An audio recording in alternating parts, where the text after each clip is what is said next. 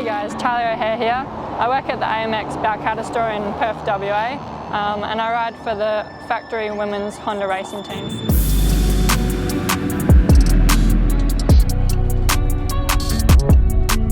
Working at AMX is really good. Obviously they sponsor the national series, and I get to stay within the industry and working with like-minded people around all motorsports, you know, road and off-road. It's really cool. You know, you come to the races, you see a lot of familiar faces. The guys have their little pit stand selling all your merch and products. So if you need something on race day, there's stuff there to grab, and it's just, yeah, it's really great working with like-minded people. So over the past 4 years, I've been actually racing the MXGP in Europe, which is really good experience, you know, get to meet a lot of different people, a lot of different tracks, see kind of how the industry changes, I guess, between there and Australia.